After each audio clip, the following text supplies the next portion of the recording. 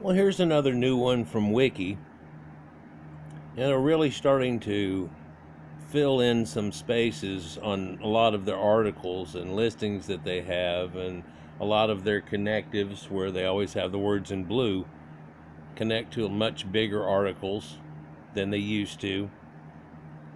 There's a lot more source material and sources that they're working off of and so on. This is something I've been waiting for probably, I guess, maybe 30 years, because the old encyclopedias that were out seemed to be somewhat ambiguous. And in school, unless you did case studies that dealt directly with Egypt and so on, you didn't have many connections. Indeed, whenever I studied Sumerian things and I made a lot of connections, I had teachers shut books in my face before.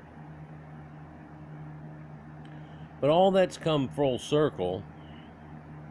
And in fact, 2 years ago now, I did a series of videos on this exact same topic of Egypt, Mesopotamian, or Sumerian connections.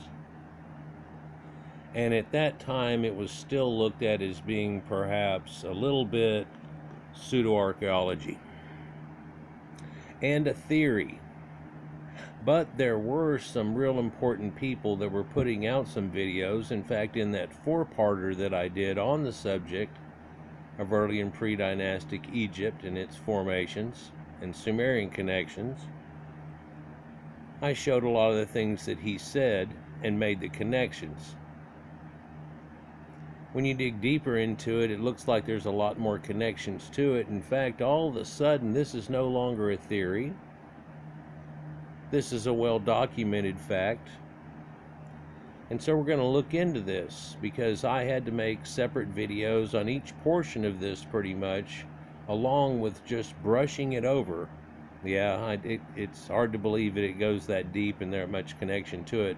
I kind of brush it over a little bit in that 4-parter there, where I did make a lot more connections, and of course the author there that was doing the presentation did, about the boats coming in and all the things that were about that, and that wasted about 2 of the 4 videos in it.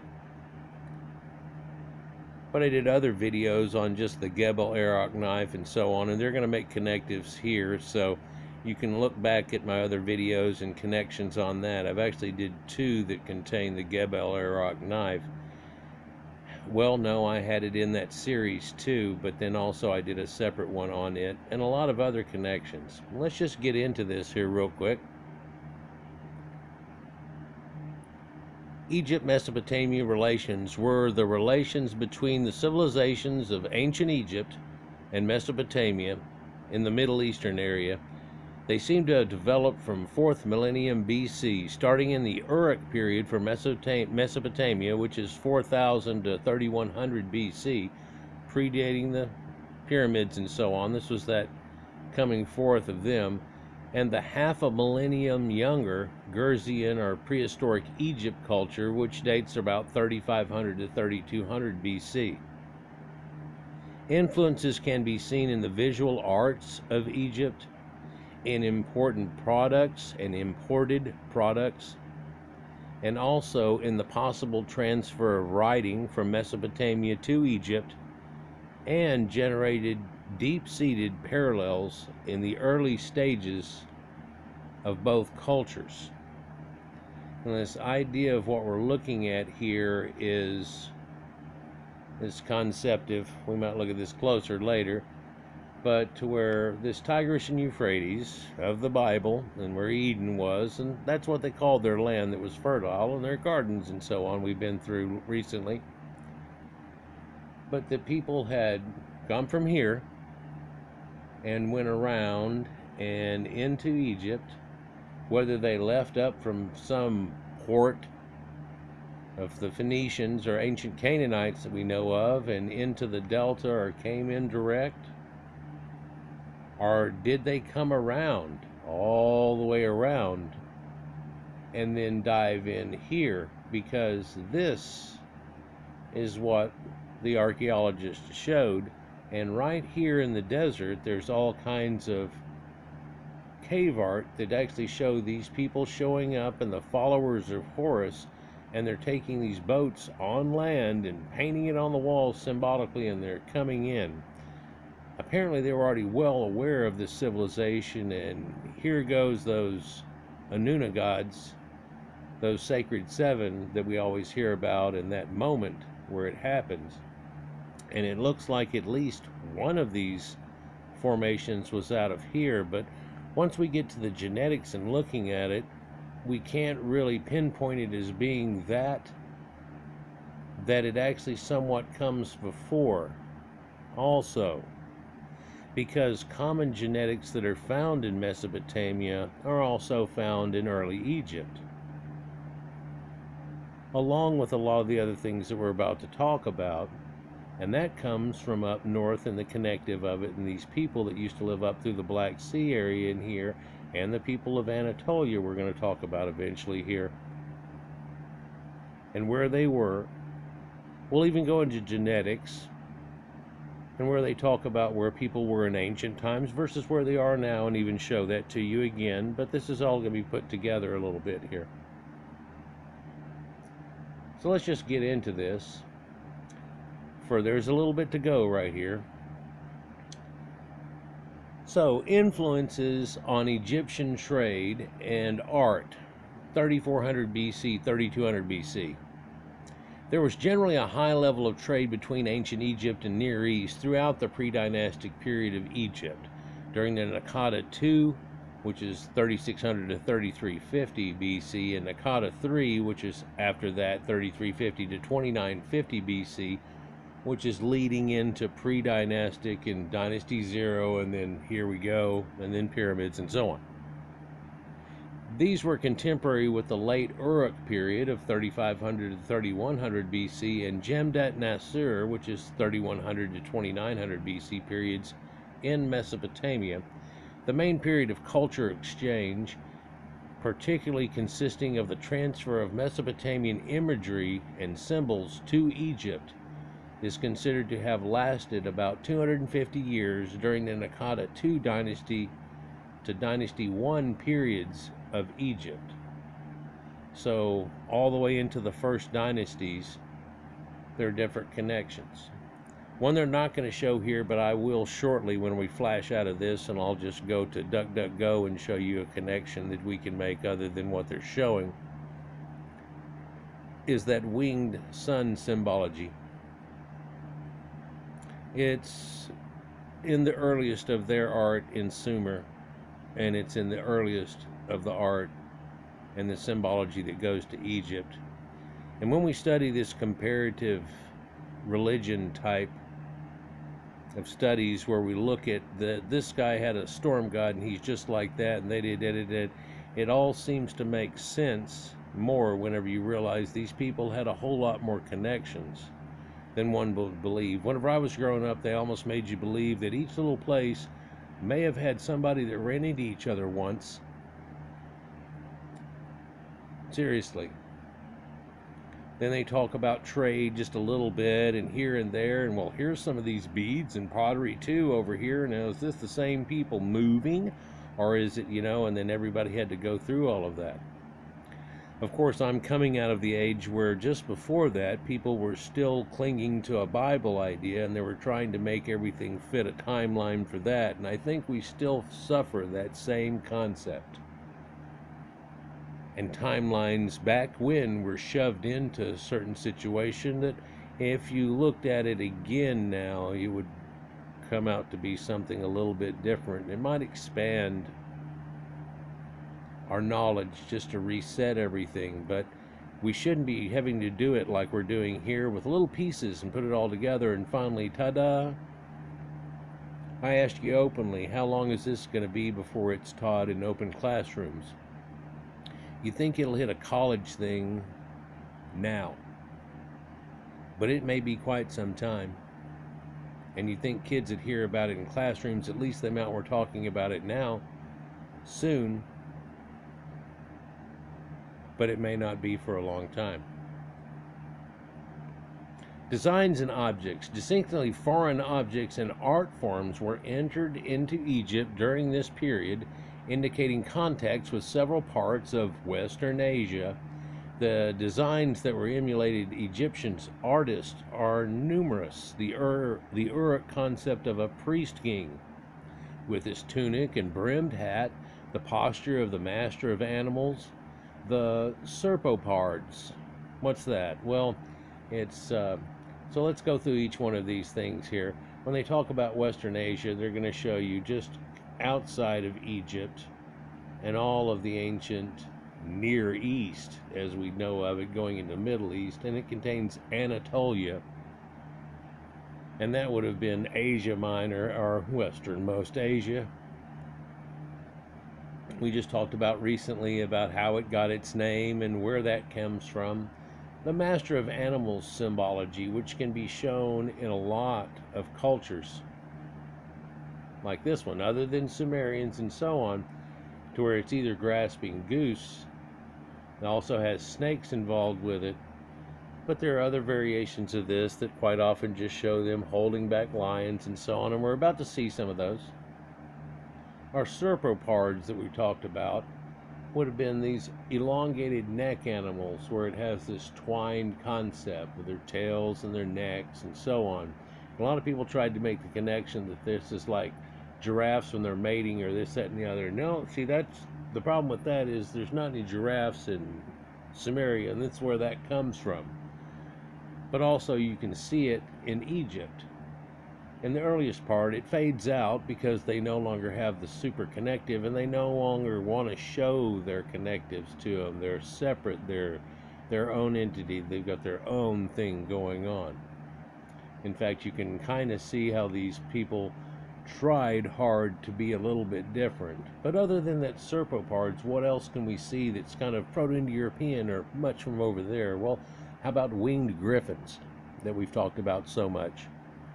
Snakes around rosettes, boats with those high prows in them that you later think of in the Phoenicians and Vikings and so on, but that earliest period had these high-prowed boats, but that's a Sumerian thing. Or is it a prevalent thing everywhere? Aha. Boating goes back long before they try to let you believe that people were getting around in boats. All these things are characteristics of Mesopotamian art of the late Uruk period, 3350 to 3250, which corresponds exactly with it whenever they've got it going on. So it's like, well, if somebody left at that time and took their knowledge and tried to blend it into this civilization, we're lucky that we see this amount of it, but here it is. The same priest king is visible in several Mesopotamian works of art of the end of the Uruk period and all the way through it. We've seen a lot of these depictions, such as the below monuments and cylinder sills, statues, and so on. Objects such as the Gebel Arak knife handle, which has patently Mesopotamian relief carvings on it, have been found in Egypt, and the silver, which appears in this period, can only have been obtained from Asia Minor. Now we're going to look at this Gebel Arak knife. I'm going to go ahead and click to the picture so it's a little closer on it here. And what we're seeing is the Master of Beasts. And what's weird in this is that it's a flint knife, and it's done so well. One side of it's flat and it's only flinted on the other side. Double done. It's real well done. But then this is a ivory handle, and they said it's made from a tusk of a hippopotamus. But if you look at the top here, you can see the Master of Beasts that are going on, and then this is the conflict of these Sumerian types and the Egyptians. The Egyptians are the long-haired ones that are here. There's even a boat that's right here and so on. The Egyptians are the long hairs, and then the short-haired people are Sumerians. They were already shaving their hair and all those things because they already had cattle going on for a while, and they found that to be an easy way to clean themselves. In fact, the priests and stuff used to shave themselves quite often, and you see that also in Egypt, but you can't make the connections exactly of something like that, can you? But here's a real close look at this Sumerian in the Gebel knife, found in Egypt, holding back the Master of Beasts concept, and that iconography is all Sumerian, right? So there's definitely an influence there.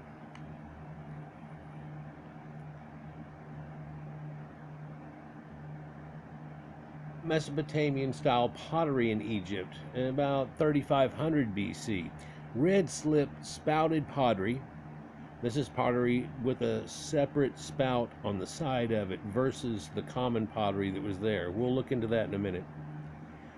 Those items dating around 3500 BC in Nakata II, which were probably used for pouring water, beer, or wine, suggest that Egypt was in contact with Mesopotamia around that time at least. And this time of pottery was manufactured in Egypt with Egyptian clay, but it's in the shape particularly which is a spout, and is certainly Mesopotamian in origin. Such vessels were new and rare in pre-dynastic Egypt, but were commonly manufactured in Mesopotamian cities of Nippur and Uruk of the time. This indicated that the Egyptians were familiar with Mesopotamian types of pottery, and the discovery of these vessels initially encouraged the development of the dynastic race theory that I just did a video about. I also did a video about Japhethites and the dynastic race of the Bible and how all that worked out. And if you'll watch those two videos together along with this one, it pretty much will make a clincher to this concept, but according to which the Mesopotamians would establish the first pharaonic line, but it's now considered by many scholars to be simply indicative of cultural context and borrowing circa 3500 BC. There's still somewhat of a selfishness to this, people, of wanting to say that no, it all happened endemically, naturally. You can understand people that are in the field of each one of these that would, say such a thing about their own civilizations. But when you find out that the grains and stuff come from earlier sites from north of Sumer and Egypt, and the cows and cattle and goats and things that they had domesticated all come in a package deal from these people that were in ancient Anatolia, which again we'll talk about here shortly, it makes sense, but it also makes connections. And then we have that concept of, well, if that's true, then either one of these is the dynastic race, right? Well, yeah, kind of both of them. It works out kind of weird, but say that the people that were there were just now congealing around the Nile because everything else was fading away, and they were starting to live off that, and Sumer had already figured out the irrigation and everything and had it going on real well, and they were like, you know what y'all need? And they probably tried to help them out somewhat, but what ended up happening is you know what you need somebody leading you, making this happen. And so this leaves us with that dynastic race theory. Spouted jars of Mesopotamian design start to appear in Egypt, though, at the Nakata II period, and various pottery vases and containers have been found in Egypt and Nakata, contents confirming that Mesopotamian finished goods were imported into Egypt, although the past contents of the jars have not been determined yet. Scientific analysis of ancient wine jars in Abydos are shown that there's some high volume wine trade in the Levant during this period, and of course there's stuff going on with oils like olive oil and so on. And so here we're looking at this pre-dynastic art and this dark rimmed type of pottery. We can find this in a few other places, and if you just no longer dark rim it, you get this right here. But what you also have during this period is a couple of other styles that are looking a little different. If you look into it a little closer, this one is different than this one, just in style. This almost looks like it's a flower vase, and this looks more like a cup, if you will, and there are some smaller ones involved. But when you get to this line right here, there's all these weird styles that are showing up, and this double goblet where you would mix two things and so on, or a double pitcher, which they're about to show some more later. But there's this style here that they're talking about, or something that looks like this, which is kind of a tea kettle or a pourer style, like this. And that's not necessarily theirs, but you could say that that's just cultural trade, or they saw it and they thought it was cool and somebody started making them, right? Yeah. So there's this all soot blackware here that's like the black topware we started with, but then it's all black, and then they scratch into it. They'd already been doing this before, and if you look at this before, this looks strangely like the Triptylian Cucutine culture that we've done videos about. In fact, this double glass and everything seems to show up something very much like it. This correlates with a recent video I did, well, it's been almost a year now, where they found that these blonde-haired, blue-eyed people showed up in Israel about 6500, 66 BC, and they've got things that look like that too. And already at that point, now what's strange about that, and some of their other artwork was kind of odd and distinctive. What's kind of odd about that is that there's a difference of time between that 6500 year BC date and this culture here by a couple of thousand years. And so you would think that if they had it going on, you would see it at the earliest of dating, but you don't see it mimicked in pottery until all of a sudden it comes in on this style. And this again all of a sudden looks like it mimics that Cucutine Triptylian culture. But so then we see wavy handled jars that they have, and flat nut jars, a lot of this artwork, and I've showed you a lot of this artwork before, and where at this time there's this lady who looks like she's a ballerina in this pose, but we've seen that same ballerina pose in cave art up in Europe. Yeah, it's something that goes to the Wayback Machine. The concept of Isis right there comes from the pre-thought of Venus and her conceptive ideas that all of these cultures and everybody you could think of in this area ends up with eventually. It's from a common root, and it fits in the same pantheons the same way usually. It's stronger here in Egypt. They also don't have necessarily a storm god so prominent. Works out different. They're still stuck on that sun god worship that everyone else started off with and still contain, but a little different. So that's just a couple of things to be able to show to start out with.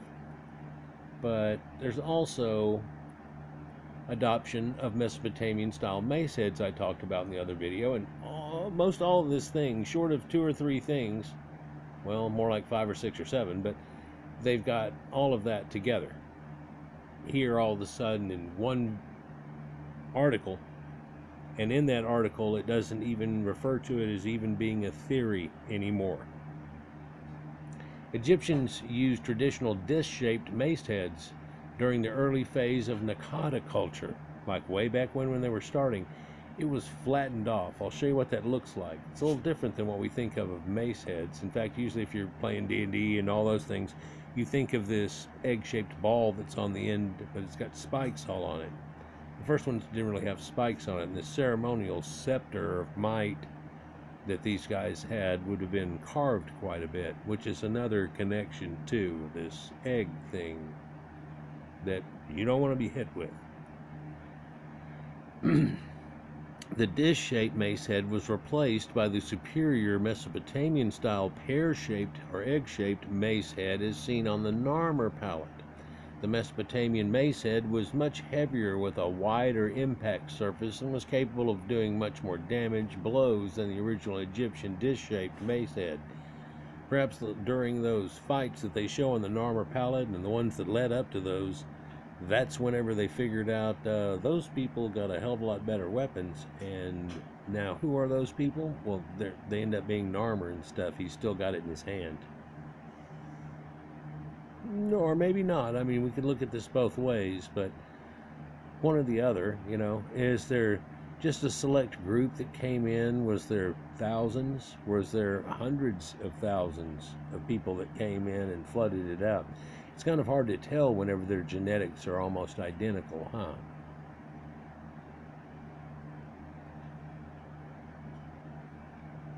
So when we look at these mace heads we're talking about, you can see that their first one that they had here looks like some type of bottom of a candlestick. Like you would take that thing and turn it up and set it on the ground and it would stand that way. That's the way they were 4000 BC up to 3400, but then all of a sudden around 3500 to 3300, they all changed to this style, and this is Sumerian again. You can see it in their iconography. But also we talked about those cylinder seals, and here you can see a few of the earliest or even archaic Egyptian cylinder seals from 3100 BC, Nakata tombs, and so on. These seals that even the first or second dynasties were still using before they developed their own side thing as their royalty, just like the Sumerians were using the same thing. Neat thing is, those little plugs right there, whenever they take a hole saw and dig a hole, a perfect cylinder out of rock, and then pop it out of there, and you think, well, they're just going to throw away that cylinder. No, that cylinder used to be extremely important, and they did things with it. It almost makes you start thinking, did they start making the hole saw just so they could make these cylinder seals for the king? And how did this work? Right? Well, at the very earliest dynasties that we have too, we've got all that stoneware that looks like pottery ware, but it's made out of stone, and it's all been done this way in kind of lathe concept. We'll get into a little more of that here soon. So, cylinder seals. It's generally thought that the cylinder seals were introduced from Mesopotamia to Egypt during the Nakata II period. Cylinder seals, some coming from Mesopotamia and also Elam in ancient Iran, and some made locally in Egypt following the Mesopotamian designs in a stylized manner, have been discovered in the tombs of Upper Egypt. So this is up the Nile, not down the Nile. The upper is more towards what would you think of as Nubia and so on, dating to the Nakata II and III, particularly in Hierakonpolis. Mesopotamian cylinder seals have been found in the Gurzian context of Nakata II and Nakata and HIW, attesting to the expansion of the Mesopotamian Jimdet Nasir culture as far as Egypt at the end of the 4th millennium BC. So this is like the Elamites and the connected to it, right? In between them and India and so on. But that's a Hu from Egypt, the Hu culture. Oh, they're not going to show it. It's going to be off the end of it. All they show is a map of Egypt. In Egypt, cylinder seals suddenly appear without local antecedents from around Nakata II CD period, 3500 to 3300 BC. The designs are similar to those of Mesopotamia, where they are invented during the earlier 4th millennium BC, during the Uruk period, as an evolutionary step from various accounting systems and seals going back as early as the 7th millennium BC. So this seal concept goes way back, 7000 BC, at least 6400. In Mesopotamia, the earliest Egyptian cylinder seals are clearly similar to contemporary Uruk seals down to Nakata II-D circa 3300 BC, and may have even been manufactured by Mesopotamian craftsmen themselves, but they start to diverge from circa 3300 BC to become more Egyptian in character and different. So they're telling you here that those seals that they talk about, and they say, well, the first writing in Egypt may have had the first one because they had these symbols. Well, that's not really writing. You can pin it down to the point where you can say A is for apple and B is for boy, but you can't turn around and say that's writing necessarily just yet. But also, whenever that happens, there's a Sumerian equivalent that predates it going back to 7000 BC, so it kind of eats that concept up. You can say that they tried to do it on their own, but the symbols that they use starting out are the same thing. Then they end up with cuneiform, which is exactly the same in the lingua franca of the area. People put two and two together.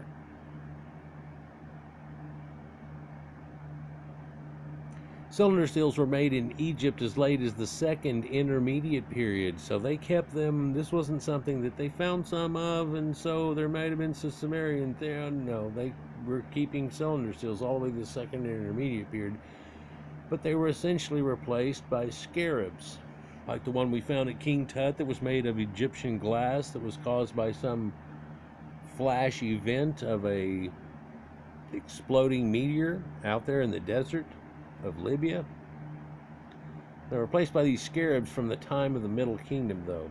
Other objects and designs that we can talk about are lapis lazuli. It's imported in great quantity from Egypt and already used by many tombs of the Naqada II period.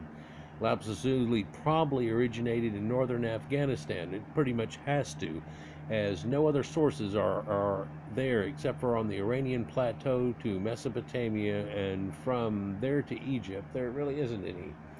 Now, one thing about that lapis lazuli, the Sumerians in their earliest times talk about the Lord of Arata, and they talk about themselves, and they talk about their gods, and their gods are in this special place that has this covered in silver and gold and lapis lazuli and so on, and their real affinity to it, I mean, extreme affinity to it. There's also this same extreme affinity in Egypt to it, and it continued all the way through. If you want to see an example of it, but aren't aware, look at King Tut's mask. All of those inset blue ribbons that are around his head and his cowl are all made of lapis lazuli.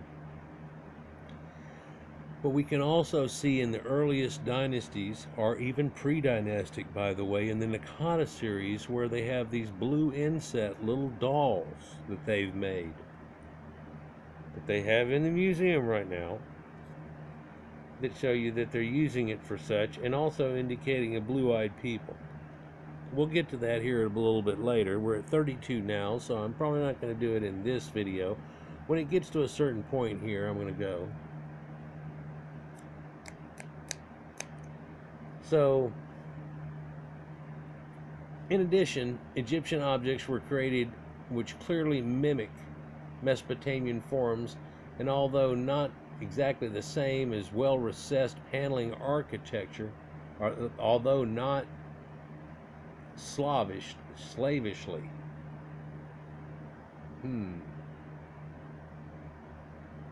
I think they're trying to refer that this was made by professionals and not by slaves. Like we know the pyramids now were definitely not made by slaves and so on.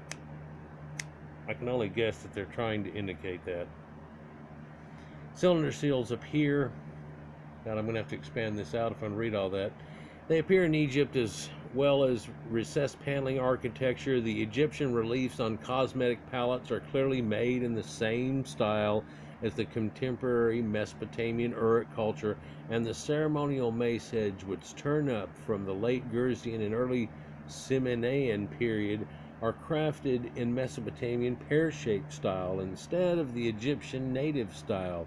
The first man-animal composite creatures in Egypt were directly copied from Mesopotamian designs, such as Horus, and then we see that same falcon god who's feeding the tree of life, and the concept of the Sky Father deal, which that's what Ra and Horus and all those things connect up with. You wonder why there are 12 declamations in the day of Horus. Well, that's because it comes from Sumerians, and they're 12, 6, and 60 symbology. We still use the same timing today with 12 days, 12 hours in the day, and 12 months, and everything from the same concept.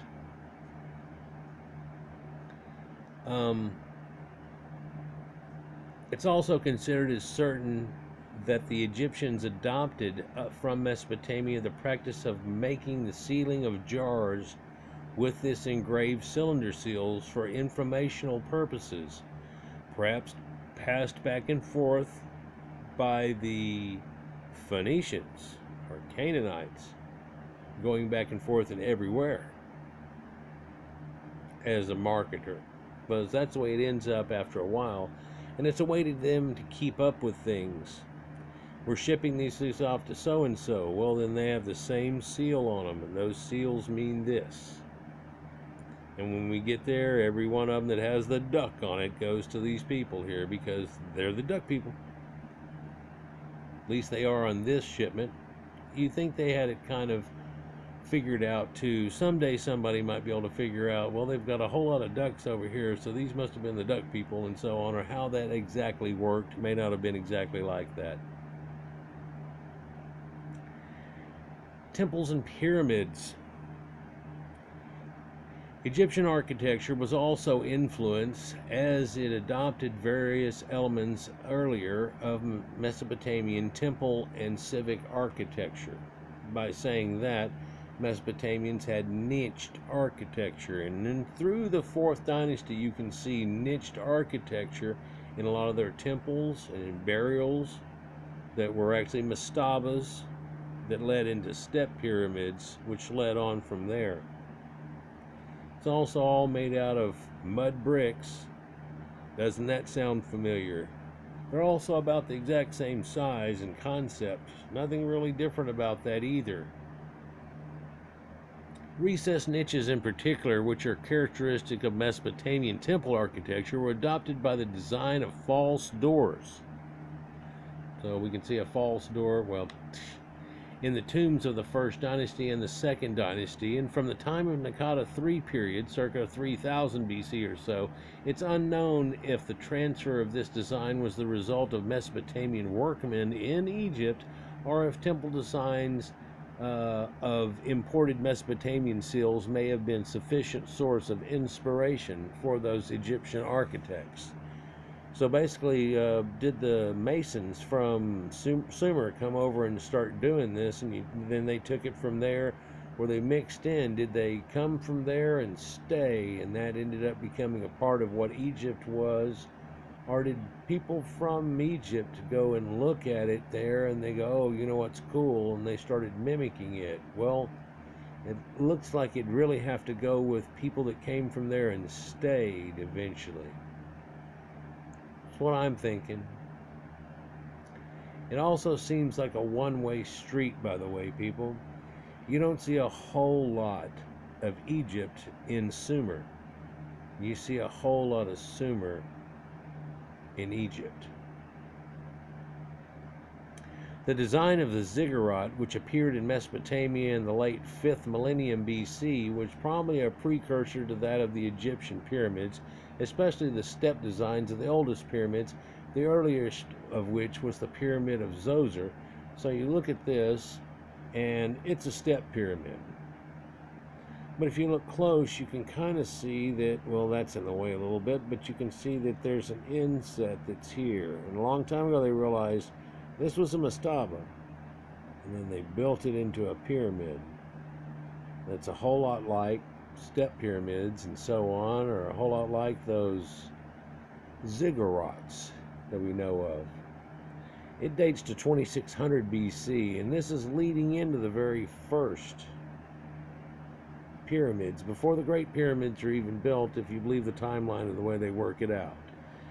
This again suggests early cultural exchanges between Mesopotamia and Egypt. So let's make a little comparison here. This is the ziggurat of An, like Anu, of the Sumerians, and you can still see its layered effect up in it here, where it's chop, chop, chop, chop, ching, ching, ching, ching, ching, down. But you're looking up what would have been the staircase that led up to the top of it. Yeah, it also has little temples down here at the base of it and all kinds of things, but at this point so much rain has happened to it, and these, mud bricks where they were, this basically is, they're almost eroded away back into the ground again. Yeah. So if we compare that though to this Pyramid of Zoser, it doesn't look the same to you. It doesn't look the same to me either. What would look more the same is if they showed us a couple of these bench-looking mastabas. That's what mastaba means, is bench. It's like a little bench. Well, what they did was they made that bench a whole lot bigger. Then they stacked one up on top of it that's just same difference, less. Did it again, 6 of them on top. There you go. There's a meaning that goes through all of this too. I don't want to have to go into, but you do see that this is all made out of bricks, like the exact same way they were before. The difference is one is a temple and the other one is actually a symbol.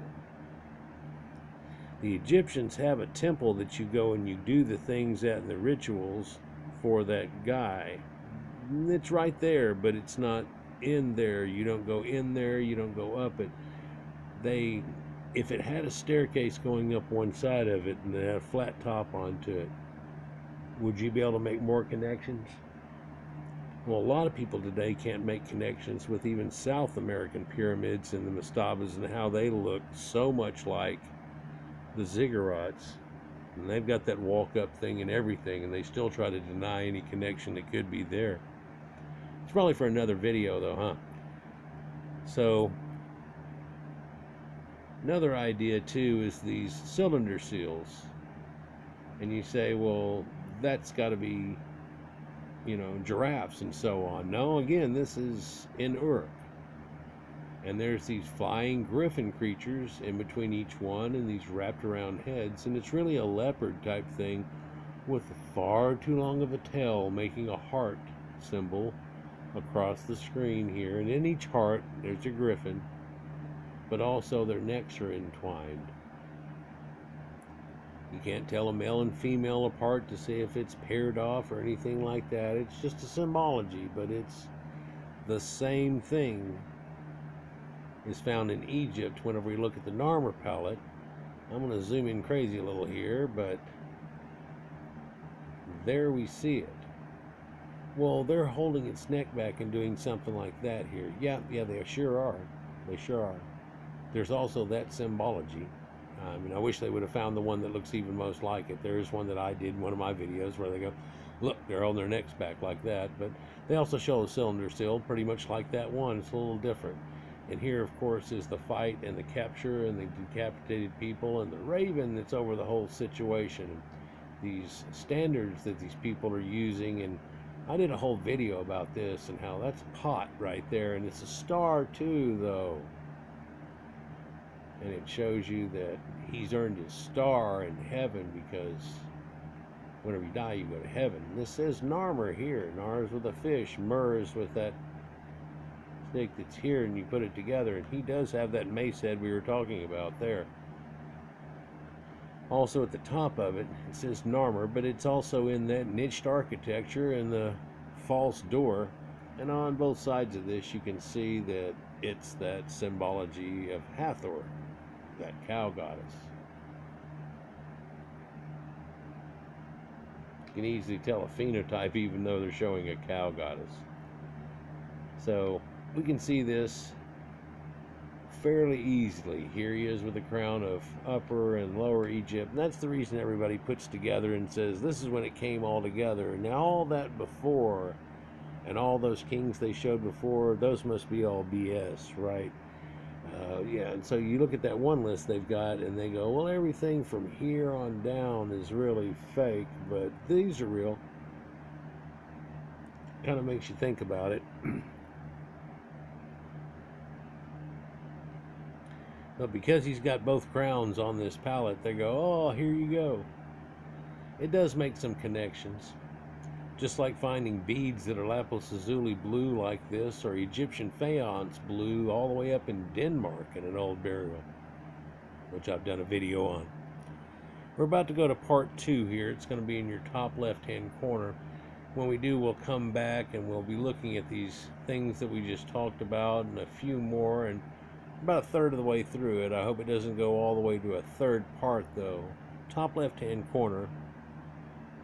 We'll see you there.